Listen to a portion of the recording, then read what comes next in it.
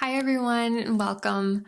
I'm really excited to be joining you today to talk about the emotional chaos of deploying code.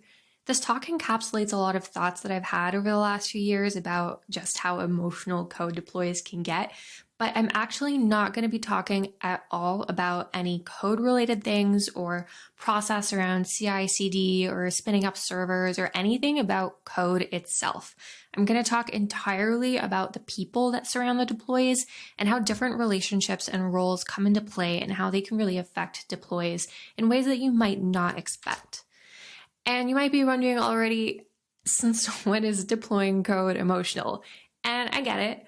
And maybe you have like a great CI/CD pipeline set up and you do hundreds of deploys every day. Or maybe once a week you have a team manager who deploys code for everyone, and it just seems like such a routine and mundane process that there is no room for emotions because it's something totally predictable and nothing happens. And you might think, well, yeah, there are some emotions like when the build fails or if the server goes down. I'm also not going to talk about that kind of stuff. Those are pretty obvious emotions that I think we can all identify with.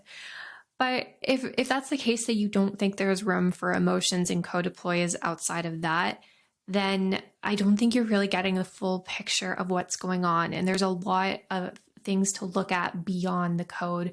And I hope that after this talk, you'll be able to better pick up on what's going on and identify some of the issues that might be happening on your team.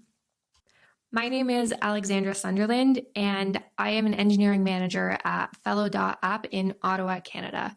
I've been deploying all sorts of code for about a decade now. I've been doing everything from internal tools for sales and marketing teams to large enterprise projects with organizational clients and different consumers. And I've been doing things from deploying every few weeks to a lot of different people, or deploying every single day to small groups of people, and iterating on a lot of different products, even working on some products that just never end up getting deployed at all. So I've seen a lot over the years and had to interact with a lot of different groups of people and people who have different stakes in different projects. And I've had to also work through a lot of different tense situations. And this is a topic that I haven't seen anyone talk about before. So I thought that I would share the things that I've learned with you so that you can help make your deploy processes a little bit better too. So right now I am an engineering manager at Fellow. We fall into the category of teams that deploys code multiple times per week and works closely with other departments to plan these out. Fellow is primarily a meeting management tool. It lets teams collaborate on meeting notes together, plan out agendas, track action items, and follow up with things in a nice interface that I've drawn out for you here. If you do want to check it out, we're at www.fellow.app. So, as I said, I am not going to talk about anything related to code or any obvious emotions, because I'm sure we all know how emotional things get when a deploy fails and people start seeing error pages, or the server goes down, or something totally unexpected happens in general. And that is not what this is about. Those are all valid emotions, and this is going to be more so about the hidden stuff that you can control. So the plan for my talk today is we're going to start off with a story of how a deploy goes wrong, but it's going to look like it's totally fine from the outset. Then dive into a deploy that's gone right, and then talk a bit about how we can get from one to the other. So, once upon a time, there was some code to deploy. Chapter 1, preparing the build, getting everything ready. So the engineering team has been working hard on a new feature for their enterprise SaaS application and has decided that it's going to be ready for some clients at some point during the week. This is pretty typical, nothing too crazy so far. Emily, the QA engineer, ramps up the testing to make sure that the build is ready on time. The engineers start to push back, saying, "This is not critical, we'll fix this later." Probably something that happens relatively often on your team. This is going to be the first time that Maria, the newest engineer on the team, is going to be deploying something to production. And she's tested her feature a lot, it's past QA, but she doesn't know a lot about the process, doesn't really know what's going to happen, and is kind of bracing for that first release that she'll be a part of. Chapter 2, we're going to start planning the deploy. Another engineering team built a feature for this deploy too, but it is now in a broken state, and we are now blocked and we cannot release our feature to production because we have to wait for them to fix their build first. Amir from the marketing team is also trying to plan out marketing content for the feature, but because we haven't pinned down exactly when the deploy is going to happen, we just kind of know the date range and it's kind of still up in the air because of the other teams that we're waiting on. They're not really sure when to plan their content for. We also finally decided at 9 a.m. on a particular day that the build is ready, we're going to go, and that deploy is going to happen at 3 p.m. But we're on a remote team, and there's someone, Will, who lives in time zone 8 hours ahead of us, and it's going to be really late in the day for him, and he was hoping to be asleep by then and doesn't know what to do. Chapter 3, Deploy Time. Keerthy, another engineer on the team, has contributed a small part of the feature. Probably isn't going to be the person leading the deploy because it's a smaller portion of what's going out, and they're not really sure what to do either. And so they're waiting around by their computer, wondering whether they're supposed to be taking part in something and helping out with the deploy. Finally, the deploy takes place. Ta-da! And chapter 4, the day after, because deploying code is not something, it's not an isolated event. There is no, the whole lead up to deploying code, getting ready to do it, the act of actually deploying code, it's all important. But a large part of the process actually comes afterwards as well with the fallout of the code that was deployed.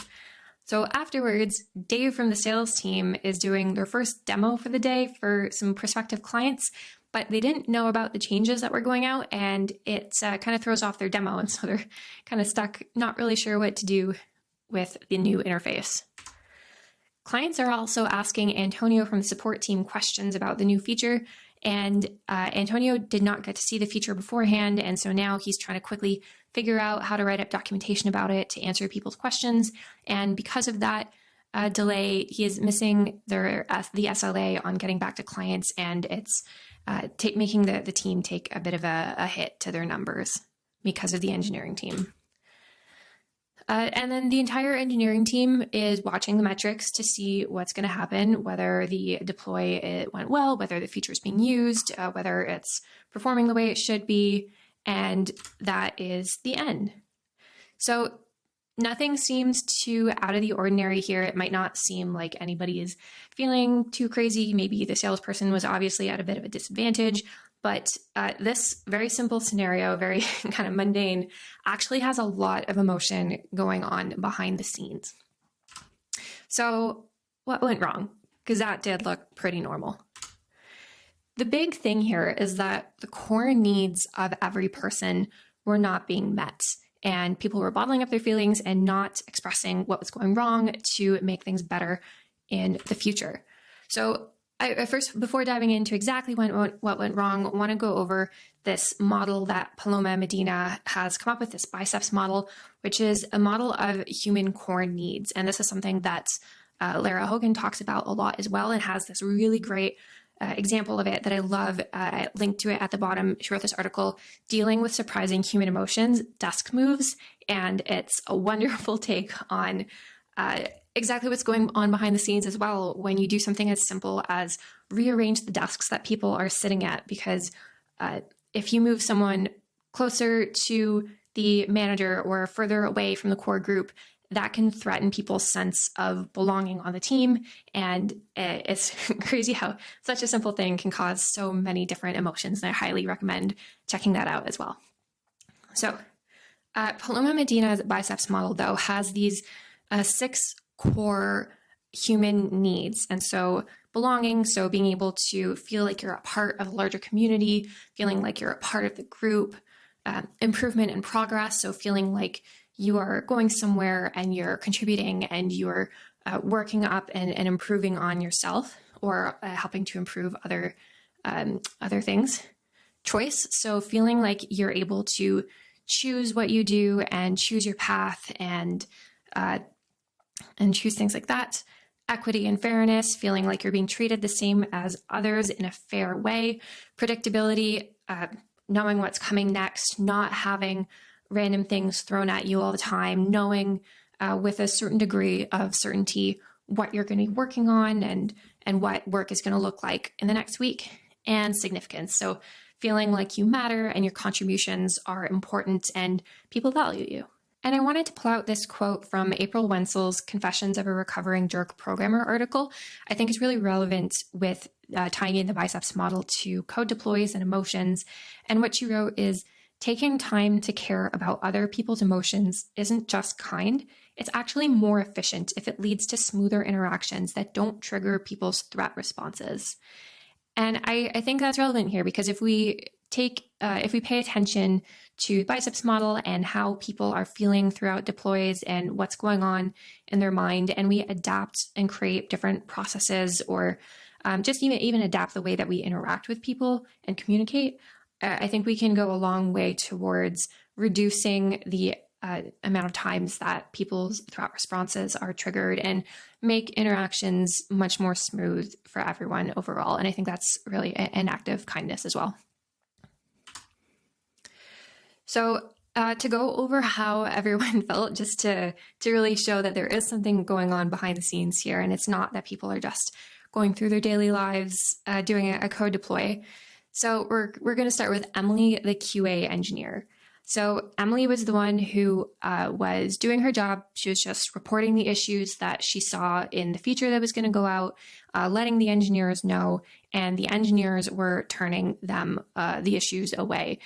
And I think this is a relatively common thing that starts to happen, especially closer to the deadline, when engineers are starting to feel a little bit rushed and they're kind of nervous that their code might not make it in time. They don't necessarily want to stay up till midnight fixing everything, rightfully so. And so they'll start to push back on QA, who might be finding little issues that are super, super edge cases, or just like the positioning of something small. They're not major issues, and engineers will tell them that doesn't really matter. We'll do it after the deploy. It can go in the backlog. And that's there sometimes okay. It does sometimes make sense to triage issues. But the issue is that if you don't have a proper process for that in place, and you don't decide upfront what is a bug and what's not a bug, and what or what is something that should be tackled before the deploy, then Emily, the QA engineer, they're going to start to feel like their significance is being threatened, because their entire job, or a large part of their job for this deploy, is finding the issues, reporting the issues, and making sure that the issues are fixed. Because if the code goes out and there are bugs, then it's going to look like they didn't find them. And when people are telling them, no, this isn't a real issue, it feels like their job is being made insignificant because they're not being listened to. So this is a really important one, and probably one of the more common things that happen on a lot of teams. Next, we have Maria, the engineer. Maria is the newest team member, and it's the first time that they've built a feature that's going on to production on the team. So they're probably pretty new to the team and might not have even done a deploy in their life before, and doesn't know the process or what's going to happen and what to expect. And unless somebody has walked her through the process and told her exactly what's happening from start to finish, from who is involved, who presses the button, what happens to the tickets afterwards, what does it look like what does the rollout plan look like, when do clients start seeing it, are you doing in a segmented approach, are you doing it all at once? There's a lot of unknown there. And when it's something that you've built, even if you've tested it so much locally and on staging, and it's been tested by QA engineers, there's something very, very nerve-wracking about putting something out into the world for other people to use. And you want to know exactly what's going on to, in your mind, like reduce the amount of risk, because there's definitely a core need outside of this that's being threatened. If something goes wrong and if something breaks, and people start using this feature and they start seeing 500 errors coming up everywhere, then you're going to feel small and feel like something has gone really wrong. And it might not be the biggest deal in the world, but you're not going to feel good. So you want to do as much as you can to reassure new people that you want to tell them what the process is, and reassure them that everything's going to be okay. The team is there for them and they're behind them no matter what. Outside of that, though, the core need not being met here is predictability, because they don't know what to expect and how things are going to go. And it can be really, really nerve-wracking when you're doing that first deploy. Next, we have Amir from the marketing team. Amir was trying to create the marketing content and schedule it to go out, whether that's social media posts or blog posts or videos and other marketing content. It's really important to know the timeline for when deploys are happening so that they can make sure that that content is out at the right time. And the core needs that aren't being met here, if they don't have that exact date, are equity and fairness, because if people aren't made aware of what's going on and if they don't have a good idea of when that deploy is happening, it can feel like you're not being valued by the engineering team, and like they don't view your position as something equally important as theirs. Because I'm sure engineers we've all been guilty of doing deploys, releasing new features, and totally forgetting to tell everybody that we did that. And it can be just small things like a new option to hide something, or like even larger things sometimes. But if other people in the company aren't made aware of those things, then they can feel like they're not valued as much as you value other engineers and other people that you did keep in the loop. So equity and fairness here is really important. You've got to make sure that everyone is kept in the loop about what's going on and when things are being planned for deploy, because everybody else's job is just as important as engineering, and there would be no SaaS project to deploy if the marketer did not exist. And predictability. So this is, I think, probably the most common one with everyone so far.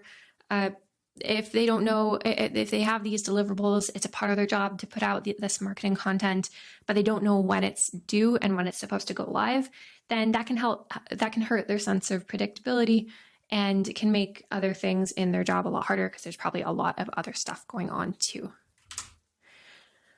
Will the engineer is the person who lives in a time zone 8 hours ahead. This might be a little relevant, especially to larger companies who have teams spread out across the globe, but also probably now even for smaller teams if you started to hire remotely. And it has come up before in a lot of teams where there is a deploy happening and it's not the type that can just go out on its own. You have to have people around to monitor the situation. And you've picked a time that works for the core majority of the group. And that might be, in this case, it was 3 p.m. For Will, that's going to be 11 p.m. And he might want to be asleep by then and doesn't know if he's actually supposed to stick around or if he can go to bed, and what's going to happen if he goes to bed and he gets paged to fix something. And the real sense here, the core need that's not being met necessarily is belonging. Because if Will was not a part of that decision for picking the time for the release, or if he wasn't notified that, or he wasn't told, like, we're going to do it this late, we know that's late for you, and so don't worry about having to be here. Unless he was specifically told that, it's going to feel like the core group doesn't really care about him and has kind of forgotten about him, and like he's not a part of the core group. And this is going to be something actually that's going to be really important to tackle we're probably all remote right now, but when eventually things start going back to normal, if you end up doing a hybrid in-office remote situation with your teams, the remote people might be ones who are outside of the office and in a very different time zone. And it's going to be very easy for the people who are in the office together in the same time zone. It's going to be easy for them to start forgetting about the people who aren't in the office and not including them in different discussions and not letting them know of decisions. So this is going to be a recurring theme, not just for code deploys, but for a lot of things in the future. And this is something that you should really look out for on your teams. The next person that we're going to talk about is Keerthy the Engineer. And there are a lot of engineers in this, I know.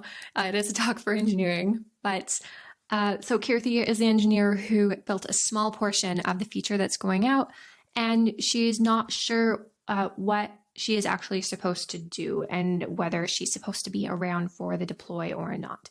Now, the core needs not being met here are primarily significance, because even though the portion is very small, if she's not being necessarily included in the deploy and Nobody is saying like, yes, you should come, you should help us with this. You are like, even though it's a small part, you still are part of the team.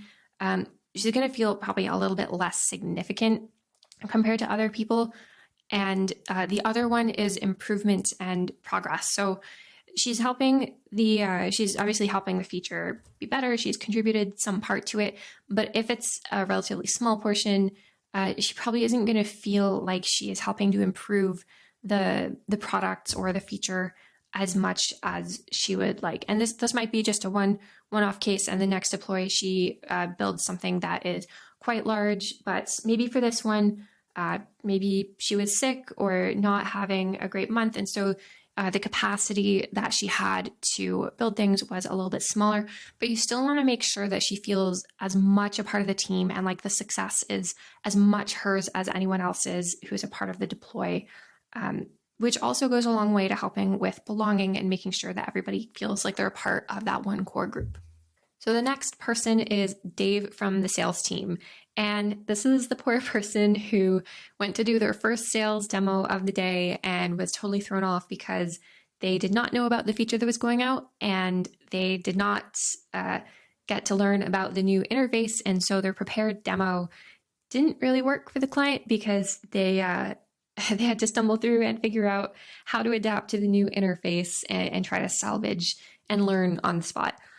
It sounds like a very tricky situation. I'm so happy that I am not a salesperson because I would be terrible at it, but I am so happy that I don't have to deal with engineers throwing that at me.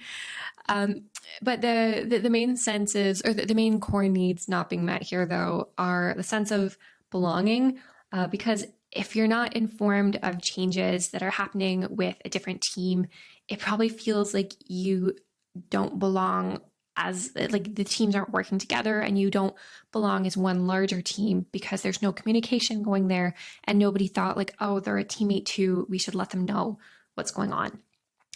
The other one is equality and fairness, and that's because they feel like it's unfair to not have the right access to information to do their job. And it's like the engineering team almost is hiding things. And even if the engineers aren't purposely trying to hide things, but it's not equal access to information, and it's putting them in a bad spot for their job. And the last one's predictability, especially if that happens once, then you're going to feel nervous starting any sales demo because who knows what else the engineers have put out there? Who knows what new feature is going to show up the next day and what kinds of things could possibly throw off their demo and end up hurting their performance. Next, we have Antonio from the support team. And Antonio, kind of in a similar vein to Dave from the sales team, was not told about the new feature, or maybe he was, but didn't get to see a demo beforehand because it didn't live on staging for maybe more than a day and was busy answering support calls and emails. And so he's the person where once the feature is out, some people start having questions about it. They want to know how to use it. They want to figure out why it isn't working the way that they expect it to be working. And so they start messaging in, asking for help. But Antonio hasn't gotten around to try it out yet, so he actually doesn't know either. And then he has to spend time going around, playing around with it himself, and asking for help from the engineers and trying to figure out what's really going on here, and start answering clients as he figures out this information, and then also start going over the backlog of help desk articles that he probably hasn't written yet, or video demos to show people how to use it, and all that content that gets created for the support side.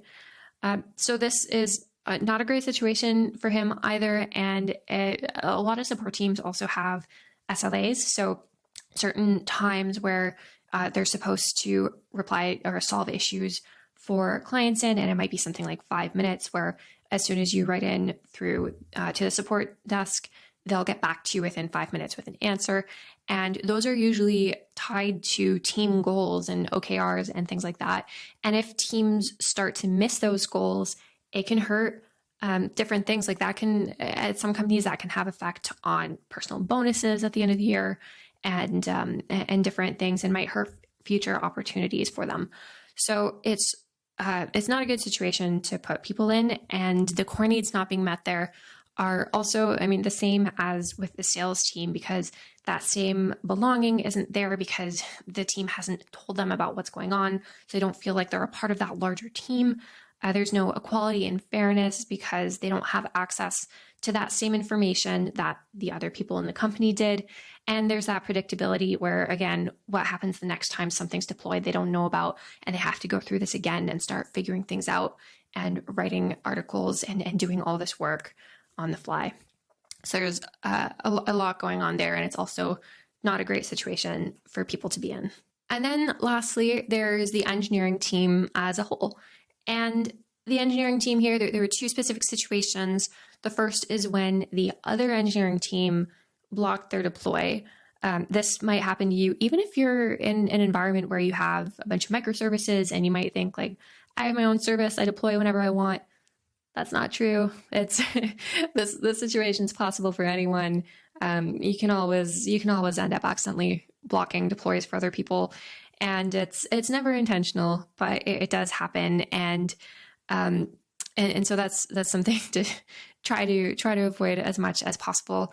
But then the other situation, it actually wasn't necessarily even a bad thing. So at the very end, the engineering team was watching metrics to make sure that the feature was performing well, there were no errors coming in, and that what they built was actually being adopted by people.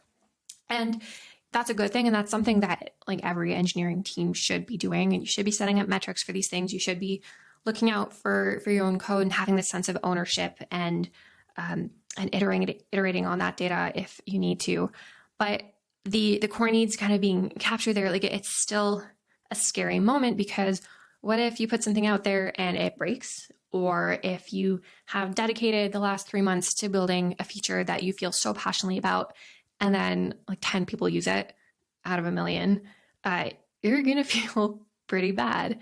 And so the core needs not being met there, it's pretty much all of them, really. So significance, that's the case where you've built something that nobody ends up using.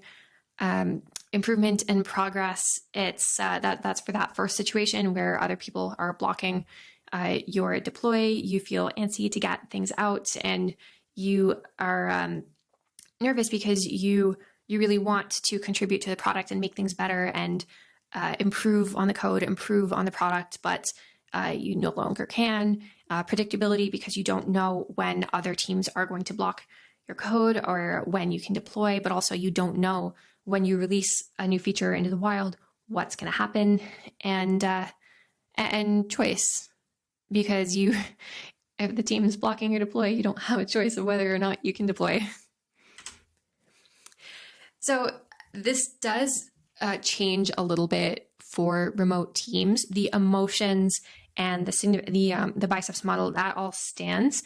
But the real difference with remote teams compared to in person is that it's a lot easier to hide how you're feeling, and you don't have to show people what's going on. Because when you're doing a deploy in person in an office, if you're kind of scared or if you're nervous or if you're upset, it's hard to hide that. People can see it on your face, and it's easy to just bring it up to someone. If you say like, I don't know what's going to happen with a deploy, can you walk me through it? And even just the situation with sales teams and marketing teams, you end up, there is a higher chance of bumping into each other in the hall and people overhearing what's going on, and so they can figure out what's coming down the line. So deploys are a little bit easier in person. Remote teams, because you're not in the office together looking at what's going on, deploys sometimes are happening just over Slack messages, and it's very transactional. You're saying, okay, deploy is happening now, checking the logs, moving the tickets, we're all good. And nobody is going, or it's probably pretty rare that somebody's going to write like, I'm nervous, or like, I'm really upset that this is happening. And that is something that has to be taken into account, because we have to have extra steps to try to get those emotions out of people and figure out how people are actually feeling behind the scenes. So given that, and given that the first story I went through is apparently not a good deploy, what does a good deploy look like? Well, once upon a time, there was some code to deploy. Chapter 1, prepping the build. Starts off the same. The engineering team has been working hard on a new feature in their enterprise SaaS application and has decided that it will be ready for clients at some point this week. Emily, the QA engineer, ramps up testing to make sure that the build is ready on time. Also the same as before, but this time her and the engineering team have a plan for what is an acceptable bug state, and they work together to triage issues and maintain a backlog to fix later. The key difference here is that the engineers aren't deciding on their own. This is not a bug. I'm not going to do this. Let's do it later.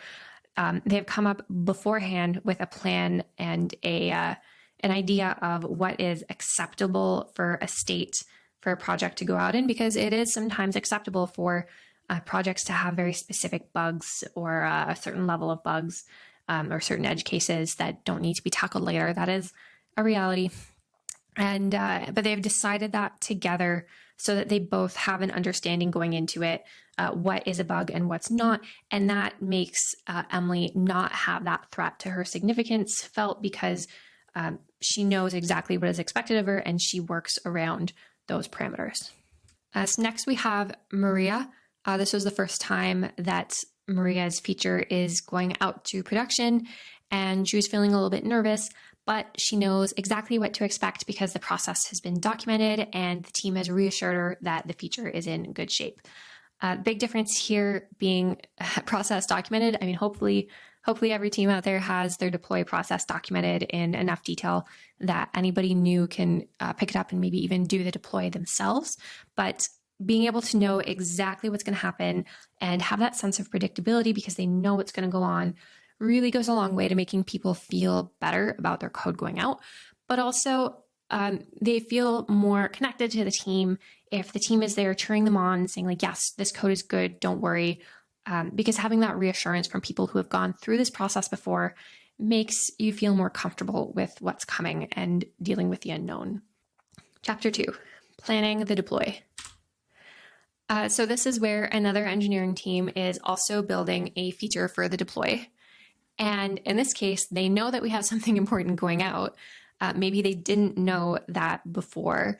And so they're extra diligent in testing before they merge their code to the staging environment before they deploy so that they don't block us. So just in case, that means that your team can go ahead and deploy the feature without having to wait on their fixes. Big difference here is just communicating more between engineering teams, even if it's different microservices or if you're teams that are very, very interconnected.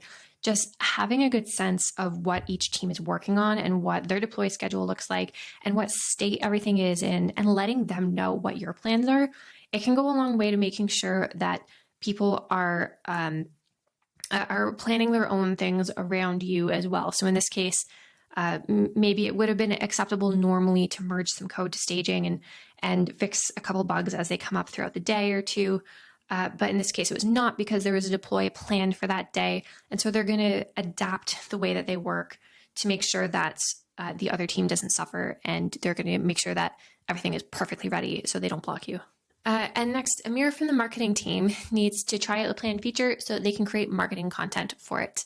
And in this case, they know when to expect the deploy because they've been in constant communication with the engineering team's manager, and they're always talking to each other about what's coming up, what's going on, plans. They'll be told if there are any issues and things get pushed back or if things get pushed up.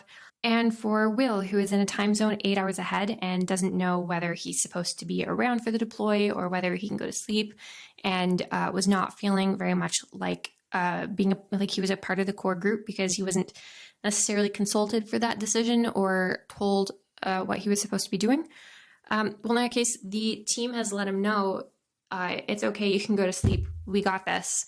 And that makes him feel better because they acknowledge that it is late for him.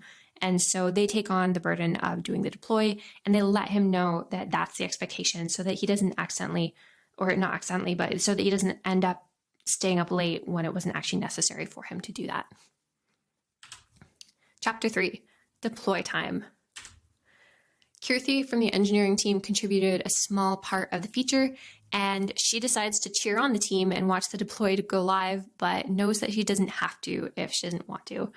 So Keerthy was a person who wasn't necessarily leading the deploy because the portion that she wrote was relatively small, but was not told, similar to Will, whether or not she had to be around and what was expected of her.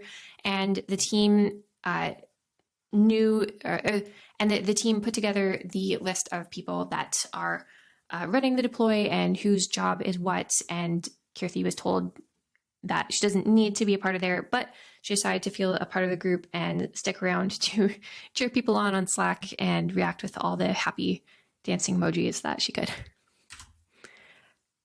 All right, and then the deploy takes place. And chapter 4, the day after. Dave from the sales team has their first prospect demo of the day, and he sells 1 million seats to the software because his demo of the new feature was so good because he knew exactly what was going on, and that is terrific. Clients asked Antonio on the support team questions about the new feature, and he got a heads up when the feature was on the staging servers and wrote documentation before the deploy happened. So he sends that off and meets all of his SLAs, and nothing suffers. And that is terrific too. And for these cases, I find this goes back to same with marketing. It is so important to keep talking to the other people in the organization and let them know what's going on. Because then you solve all of the issues like this. And then the last part here is that the whole engineering team is closely watching the metrics to see how their new feature is being adopted and performing, which again is something that teams should be doing. And there's nothing inherently wrong with this happening.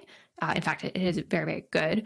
But no matter what happens, no matter what the charts say, they feel the impact they made because their manager was there to cheer them on and give them praise and let them know exactly why what they were doing mattered and why it was important. And they got a good sense of significance and belonging from that. And this is something that I definitely think is important. And if there's any big takeaway that you can start doing right now is that whenever your team launches something, whenever they've been working hard on anything, let them know exactly why what they've done matters. The impact it's going to have for clients, the impact it'll have on the business, and just let them know how much you appreciate what they've done and why it's great. And no matter what happens, even if the feature doesn't get deployed in the end, which has definitely happened for some people, they'll walk away feeling good about themselves, and that's really important. All right, so that is the end of the deploy. So how do you actually get to a point where your team operates like that and things go pretty smoothly? A large part of it is emotional intelligence and psychological safety. Emotional intelligence is the ability to recognize different situations, have empathy for people, and pick up on almost even just easily be able to put yourself in someone's shoes and recognize how specific actions might impact others and adapt behaviors and adapt what you're saying so that people feel better and you're not accidentally hurting anyone. Psychological safety is super, super important to have on any team, but it's also something that you really have to work at to create.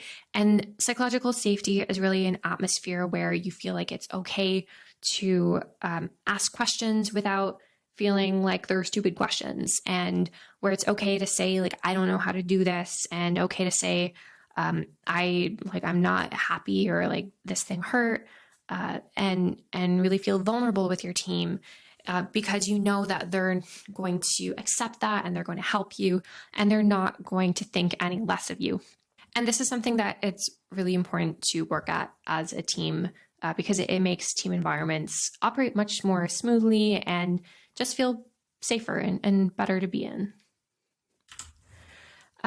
Some other key points that I would recommend to achieve that is, number one, over-communicate as much as possible, especially in a remote world. There really is nothing, there really is no such thing as over-communicating. So, and also try to communicate in as many different forms as possible because people retain information very differently. So you might announce something in a team meeting, And then if you're like me, I'll forget about it because I need to see things written down to really absorb them. Set up processes for informing other teams of releases.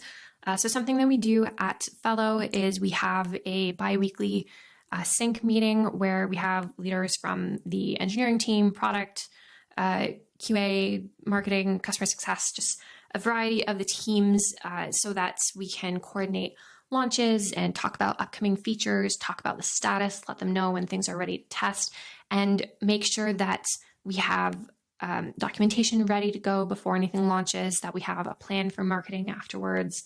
And it really lets us touch base, and it lets us know also what the other team's plans are for different things so that we can work around them, and we can also take on different initiatives to help them out. So I really recommend having some form of sync meeting because that forces you to communicate, and then you can set up the agenda in Fellow. And then also on the emotional side, look out for communication changes, look out for changes in communication patterns on your team. This is something especially relevant right now where people might be going through, or people likely are going through phases where they're feeling burnt out and sad, and that's affecting their daily lives and work. And they might not always tell you how they're feeling. It might not be super obvious, but there will often be a change in communication. So maybe they're usually super duper talkative, and then suddenly they're less so. They're putting fewer happy emojis and not participating in the random discussions as much as before. And that's probably a sign that something's going on, and you should reach out to them and try to see what there is to do to help them, even if it's just listening and being there for them. And along that same vein, putting yourself in their shoes, specifically for deployments that are happening. A lot of these issues, or a lot of these emotions that we talked about, if you put yourself in the shoes of the different people on the team, I think it'll make a lot of different emotions that I didn't even talk about more visible, and you might see some things going on that people haven't told you about, and it might give you some ideas of different processes or things to change to reduce the amount of like uncontrolled emotions going on there. And then also setting clear expectations and boundaries around co-deploys, things like who's expected to do what, acceptable levels of bugs, process around communication. That gets rid of a lot of the issues that we went over already. Ask questions during the deploy ramp up. So when you're preparing the deploy and getting ready to go, asking questions like, how's everyone feeling? Is everyone okay with this? What do you think we should do about that? It makes people feel more included, but then you might also get people telling you things that they wouldn't have just said otherwise. Like they might say, actually, I don't think this is ready, or I'm feeling a little nervous about this. And so it's a good way to get people to open up. And lastly, ask for feedback about how everything's going in one-on-ones or team retrospectives. Because similar to before, people might just not be telling you what's going on and might have a lot of different ideas and opinions and feelings about how deploys are handled, which they'll tell you if you ask for feedback. So next steps, number 1, ask for feedback. Number 2, work on emotional intelligence so that you can learn to look out for these things on your team and figure out how to better deal with emotions and handle different situations that cause intense emotions. And number 3, formalize communication, especially for remote teams. And that's communication around when the deploy is happening and how to prepare for the deploy, but then also communicating with other teams. I have a list of resources here that I pulled from, or that were mentioned throughout the talk. I highly recommend watching and checking out all of these different things. They're very great, not related to deploys themselves, but related to that emotional intelligence and psychological safety and things like that. And if there's anything that you take away from this talk today, just know that this is one of many emotionally charged processes that you have with your team. And so you should always be on the lookout for your fellow teammates' well-being and try to create a culture of psychological safety for them. This is really, really important. And I know deploys probably don't seem like the most emotionally crazy processes in the world. And so if deploys are filled with emotions, then I'm sure you can imagine all the other things that are happening that are causing different emotions on the team, and all the different ways that you can try to mitigate what's going on there. And that is the emotional chaos of deploying code. Thank you so much for checking out my talk today. You can find me on Twitter at AlexandraS_dev or on my website, www.alexandras.dev. And I hope to talk to you soon. Thank you so much. Bye.